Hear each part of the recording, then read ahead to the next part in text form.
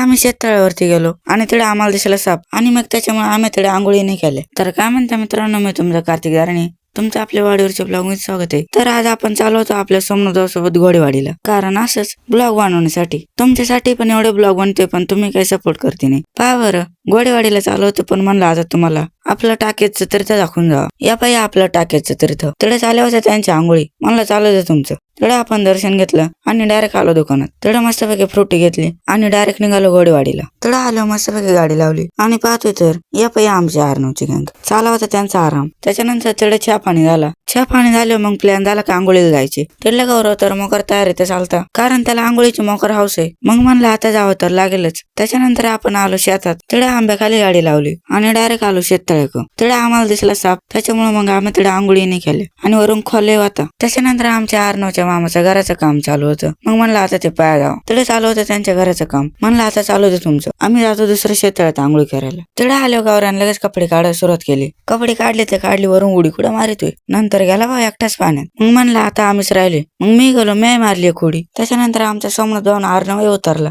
अशाच प्रकारे आम्ही मोकर आंघोळी केले आणि उड्या मारल्या, मस्तपैकी आंघोळी केल्या आणि डायरेक्ट निघालो घरी. पण काय म्हणा बरं का, अशी वाडीवरची मजा ना कुठंच नाही. मग त्याच्यानंतर कपडे घातले आणि डायरेक्ट आलो आंब्याखाली. तिकडे आलो, थोडासा आंबा हलकावला. आंबा हलकावल्यावर मग थोड्याशा शाखा पडल्या. शाखा पडल्यानंतर थोड्याशा खाल्या पण, आणि मग त्याच्यानंतर निघालो डायरेक्ट आपल्या घरी. आणि आजचा आपला वाडीवरचा ब्लॉग इथे संपून टाकू. भेटू मग पुढच्या ब्लॉग मध्ये. आणि ब्लॉग आवडल्यास लाईक आणि फॉलो करून जा.